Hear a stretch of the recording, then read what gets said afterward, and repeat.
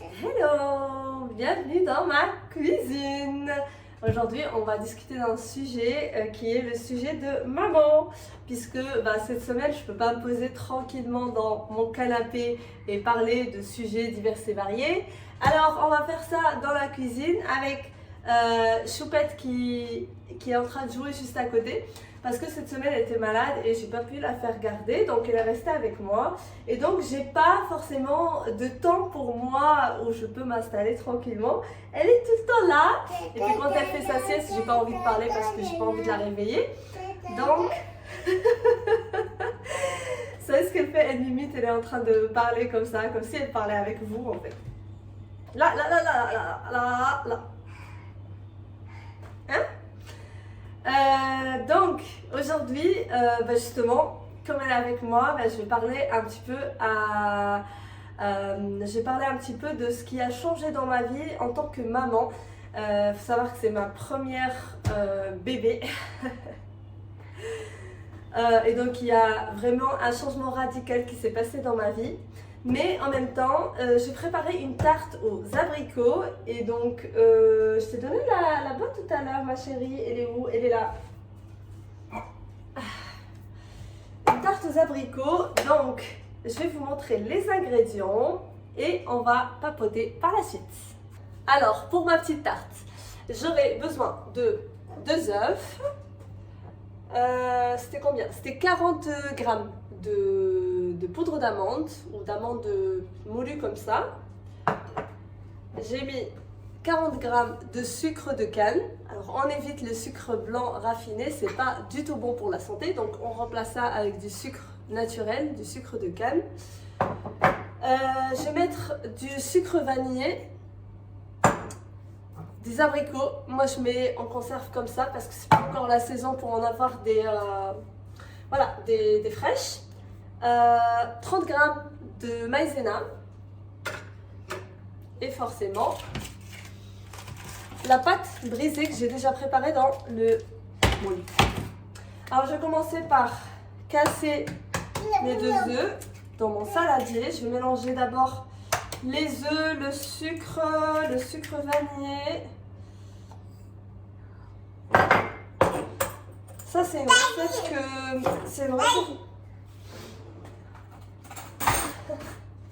c'est une recette que j'ai vue sur TikTok. Elle est vraiment super facile. Donc, il n'y a rien de compliqué là-dedans. Ah oui, il est là. Il est là, je ne le voyais pas. Alors, on va mixer tout ça.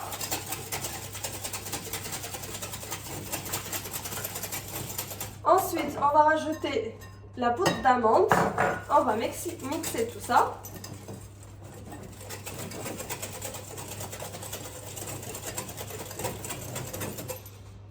On va rajouter de la maïzena.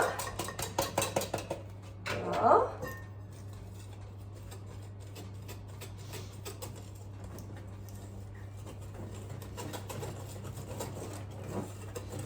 Voilà. Tuk tuk tuk. Tuk tuk tuk tuk tuk tuk tuk tuk. Tuk tuk tuk. Et je vais mettre de la crème fraîche.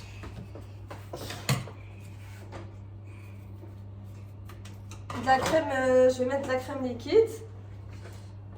Je vais mettre... Ouais, ça va. Je mets 250 ml de crème liquide, comme ça.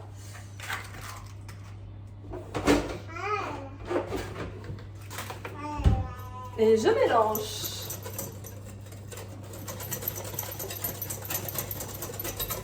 Alors, j'ai positionné mes abricots dans la pâte comme ça. Et ensuite, je vais tout simplement...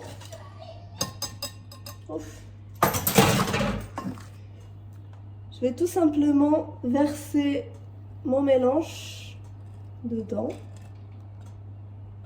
comme ça. Ensuite, je vais ajouter au-dessus des amandes effilées, comme ça.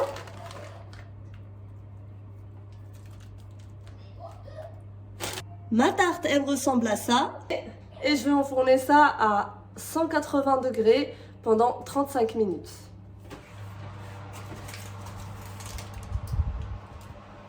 Je sais pas vous, mais j'arrive pas à faire deux choses à la fois. Genre faire la tarte et en même temps parler, discuter d'un sujet, j'arrive pas.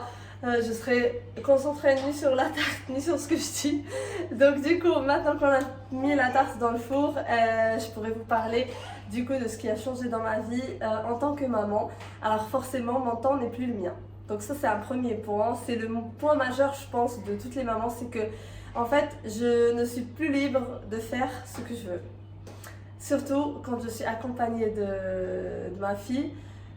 En fait, j'essaie d'être une maman bien. Je sais que je ne suis pas parfaite, mais j'essaie de consacrer du temps à ma fille. J'essaie de rester avec elle. J'essaie qu'on fasse des activités ensemble, qu'elle mange bien, qu'elle dort bien, etc. Et du coup, j'ai un système qu'on a mis en place avec mon mari. Pour la petite et du coup quand elle est avec moi bah forcément tout mon temps il est à elle et même quand elle fait sa sieste bah j'essaie de pas faire de bruit donc je vais faire tout ce qui est pas bruit sur l'ordi etc mais par exemple parler comme ça je pourrais pas et je pourrais pas par exemple discuter fort au téléphone ou des choses comme ça. Genre j'essaie vraiment de respecter son moment de sieste, qu'elle dorme bien et qu'il n'y a pas de bruit, même si en général on nous conseille quand même de faire du bruit pour qu'ils aient l'habitude de dormir dans le bruit parce qu'on ne peut pas tout le temps avoir un environnement, surtout par exemple à la crèche. Bah, ils sont plusieurs, en plus ils sont plusieurs dans la chambre, donc quand il y a quelqu'un qui se réveille et qui pleure, il réveille les autres, etc. Donc c'est pas, il faut qu'ils soient habitués au bruit pour qu'ils puissent dormir en fait à n'importe quel endroit, mais j'y crois pas. Je crois pas à cette théorie parce que je pense que en fait quand on dort dans le bruit, déjà on dort pas bien. On dort dans le bruit parce qu'on est épuisé, mais sinon on dort pas normalement. Normalement, quand on n'est pas vraiment épuisé, je sais pas, moi en tout cas, c'est comme ça. Après, je sais qu'il y a des personnes qui ont la facilité de dormir n'importe où, à n'importe quelle position, dans le bruit ou pas. Mais en tout cas, pour les bébés, je pense que c'est bénéfique qu'ils dorment vraiment dans un environnement calme pour qu'ils puissent vraiment bien dormir. Mais sinon, dans le bruit, je pense qu'ils s'endorment parce qu'ils sont épuisés. Parce que c'est une nécessité que leur corps en fait il lâche en fait, il peut plus continuer la journée sans cette sieste, mais sinon ils vont pas vraiment bien dormir et ils seront dérangés quand même. Moi ma fille c'est vrai qu'elle dort à la crèche même avec le bruit et tout ça, mais je sais qu'elle dort pas assez bien à la crèche ou sinon ça va pas être la même durée. Par exemple à la maison elle va dormir 2 heures, 3 heures. À la crèche, c'est maximum 1 heure, 1 heure et demie.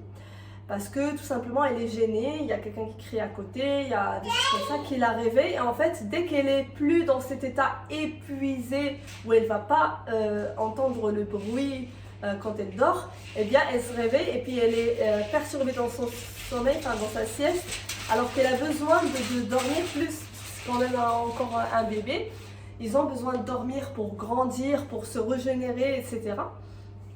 Et je sais qu'avec le bruit, c'est pas l'environnement idéal. Donc moi, si je peux fournir un environnement qui soit sain pour elle, pour qu'elle puisse dormir, pour qu'elle puisse bien dormir, bien se reposer, eh bien pourquoi pas. Donc à la maison, c'est comme ça.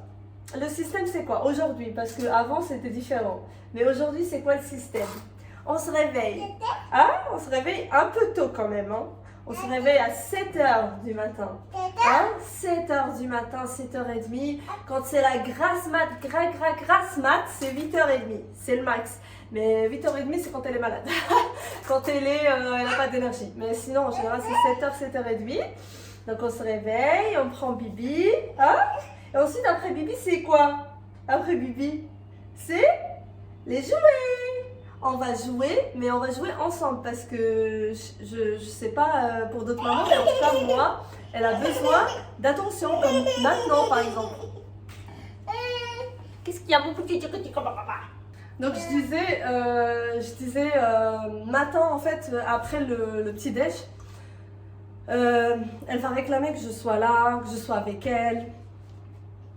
Donc je vais essayer en général de faire des activités avec elle. C'est soit à la maison quand il fait très très moche et qu'il n'y a pas la petite enfance d'ouvert, on va rester à la maison et donc on va faire des activités. Soit je vais lui sortir en plein milieu du salon son petit bureau, sa petite chaise et je vais sortir des papiers par exemple avec des crayons de coloriage et elle va colorier. Ou sinon, je vais sortir, elle a plein de trucs, elle a des petits puzzles, elle a des autocollants qu'elle colle sur les papiers ou sur ses livres ou quoi, elle a des livres sonores, elle adore les livres sonores. Donc ça pour le coup, je peux lui sortir, elle a toute une sélection de livres sonores et on passe pas mal de temps à écouter de la musique, à regarder, hein. Il y a des livres d'animaux, des choses comme ça, donc elle apprend aussi. Oui, c'est ça. Puis en général, s'il fait beau, on sort aussi. Donc le matin, il y a des aires de jeu dans la ville où on habite, donc on va sortir, on va se balader, on va jouer dans les aires de jeu, etc. À midi, elle va manger. Donc soit je vais préparer à manger, soit si j'ai pas eu le temps le matin de préparer à manger, je lui achète, mais ça c'est de plus en plus rare. Vraiment, c'est très très rare. En général, elle mange de la nourriture de maison. Et elle mange comme nous. Franchement, pour le coup, il n'y a pas de régime. C'est juste pour les gros morceaux et tout ça, comme elle n'a pas encore toutes ses dents, eh bien, je vais lui couper des petits morceaux pour qu'elle puisse manger.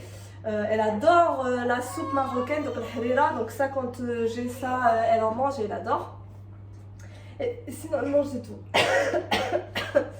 Ensuite, pour le dessert, donc pour ce qui est dessert, elle mange de tout, des yaourts, compotes, fruits, mais dernièrement, je privilégie les fruits.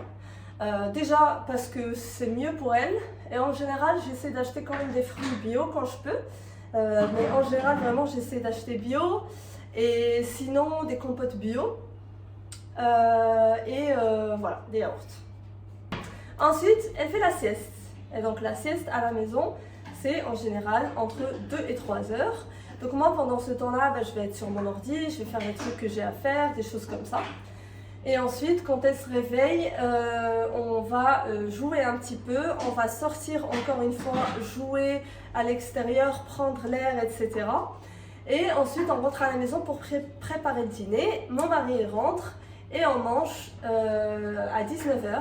On mange, elle fait son bain après manger et ensuite c'est l'heure du dodo à 20h.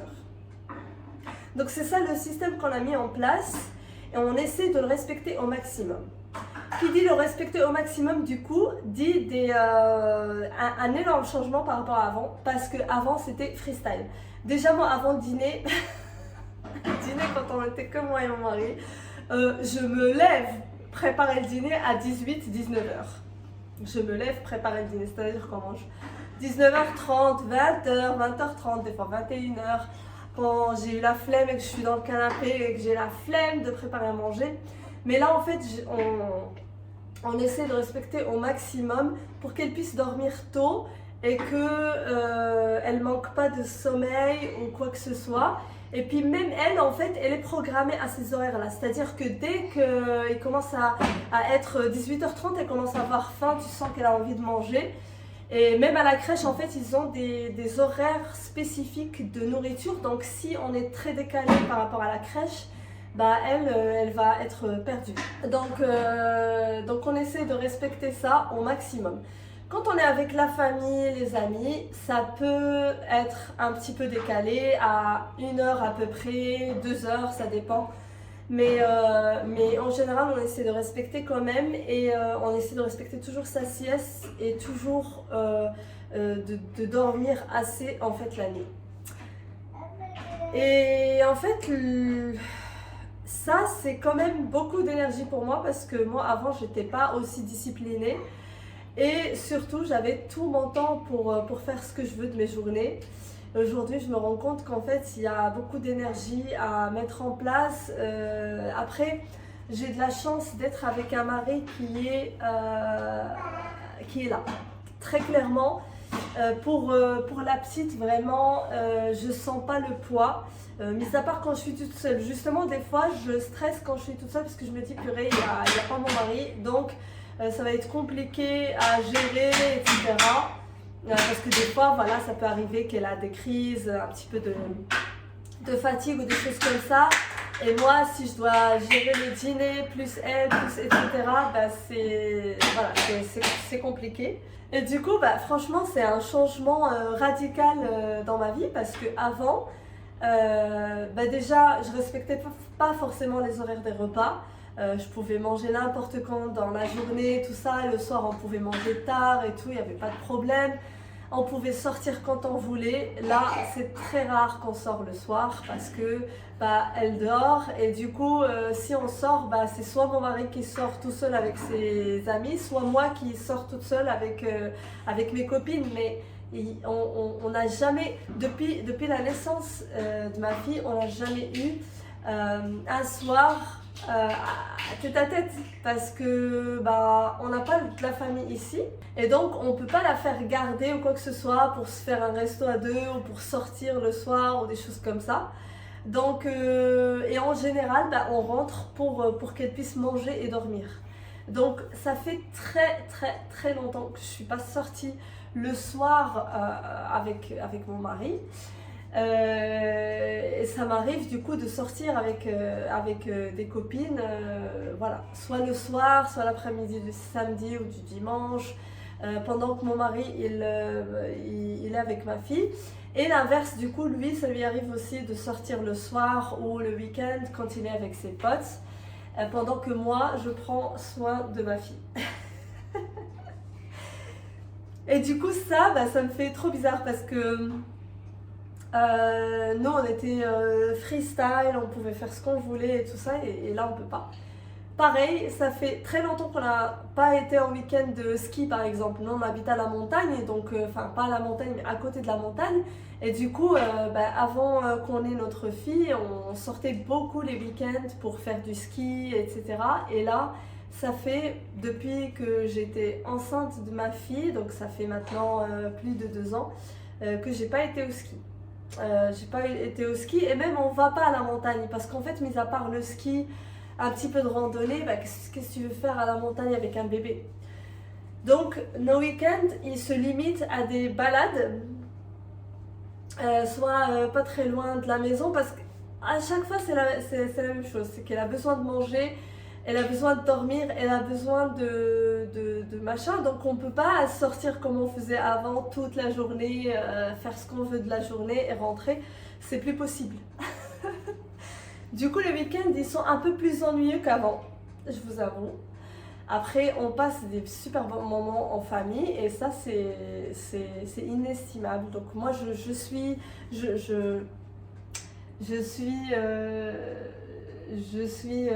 reconnaissante en fait de ce que j'ai aujourd'hui. Et en même temps, c'est vrai qu'avant, il y avait plus de liberté. Mais aujourd'hui, il y a des contraintes et c'est pour la bonne cause. Et c'est ce que je me dis, ça va durer quelques années le temps qu'elle grandisse. Ensuite, quand elle est plus grande, bah là, on pourrait profiter plus. Donc ça, c'est un point de changement aussi qui est, voilà, qui a complètement changé en fait notre façon de vivre et notre façon de profiter ici. Et franchement, je me suis... Mis à part aller à la montagne, ici, il n'y a pas grand chose à faire parce que le lac, oui, tu vas te balader au bord du lac une fois, deux, mais après, tu as besoin de changement, tu as besoin d'aller ailleurs, tu as besoin de bouger, tout ça. Et là, on fait pas beaucoup, mais voilà. C'est une période, je sais que c'est une période et ça va passer. Quoi d'autre? Beaucoup d'amour. Beaucoup d'amour inconditionnel, c'est un truc de fou. La relation qu'on peut avoir avec nos enfants, ça je pense que seuls les parents ils vont comprendre ça. Mais c'est un amour inconditionnel des deux côtés, même si bah, les bébés ils vont pas forcément exprimer l'amour par des câlins et des bisous et des choses qu'on a l'habitude d'avoir. Des fois ça peut être maladroit et tout ça. Mais je sais que des deux côtés, c'est un amour inconditionnel. Et voilà, c'est la meilleure chose qui puisse m'arriver. Qu'est-ce que t'as fait? Allez. Et il y a un truc aussi avec les enfants, surtout à cet âge-là de 1 an et demi, c'est que même si on leur explique, on leur dit ça il faut pas toucher, etc., ils font exactement l'inverse et ils n'ont rien à foutre. C'est comme s'ils comprennent pas ce qu'on leur dit, mais je pense qu'ils comprennent, mais c'est juste qu'en fait c'est tenter la limite et de voir ce qui va se passer si on le fait. J'ai l'impression que c'est de la curiosité pure et dure. Elle a envie de toucher à des trucs, elle a envie de faire des trucs, etc. Et elle fait exactement ce qu'on lui demande de ne pas faire à chaque fois, c'est un truc de fou. Donc ça paraît, en fait, c'était avec un être que tu aimes inconditionnellement, mais qui fait tout ce que tu n'as pas envie qu'il fasse. Et il faut surveiller, il faut vraiment... La dernière fois, pareil, elle a grimpé dans le canapé, puis elle essaie de grimper sur la fenêtre. Ça, pareil, ça peut être dangereux, donc c'est vraiment l'âge où il faut essayer de les garder vivants, quoi. Parce que sinon, c'est des bêtises, des bêtises, des bêtises. Les escaliers, elle est super attirée par les escaliers aussi. Elle ne comprend pas le danger. J'essaie de lui expliquer que c'est dangereux, qu'elle va tomber, qu'il ne faut pas descendre toute seule parce qu'elle ne maîtrise pas encore de descendre dans les escaliers toute seule. Mais est-ce qu'elle comprend ce que je dis? Mais non, non. À chaque fois, elle a envie de descendre toute seule. La dernière fois, elle avait sa poussette de poupée. Elle voulait descendre, et la poussette, c'est un truc de fou. Et si j'étais pas là, bah, elle descend, quoi. Elle a aucune notion du danger, c'est un truc de fou. Donc ça aussi, c'est un changement dans ma vie, parce qu'avant, j'avais zéro responsabilité. Je devais être responsable que de moi-même. Et maintenant, j'ai un être avec moi, avec qui je dois faire super attention et être tout le temps vigilante. Des fois, ça m'arrive d'avoir des moments où, comme maintenant par exemple, où elle va bidouiller dans la chambre et trouver mon maquillage. Mais oui, voilà.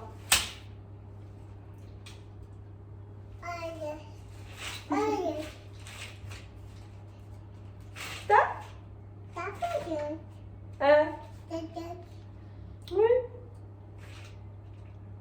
Quand je suis avec elle, je suis tout le temps en train d'enseigner.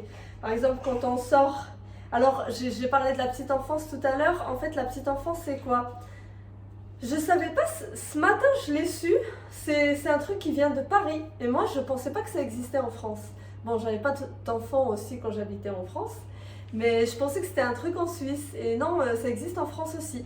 En gros, là, par exemple, dans ma ville, c'est un local qu'ils ont aménagé avec plein de jouets, ils ont mis un petit toboggan en plastique, une petite maisonnette en plastique, des petites poussettes avec des poupées, des petits, vous savez, les chevals à bascule, ou sinon des petits mobilos là elle peut se mettre dessus et bouger un petit peu dans la salle et tout ça. Franchement, c'est super bien fait.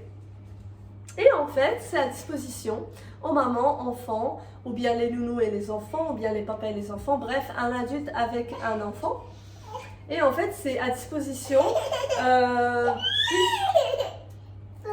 Non, on va pas mettre les... Donc je disais, c'est un local qui est aménagé pour les enfants, qui est disponible, enfin qui est ouvert plusieurs jours par semaine. Ils ont leurs horaires, mais du coup, parce qu'il y a des gens aussi qui sont là, qui sont à disposition. Ils sont là aussi pour garder le local propre, etc.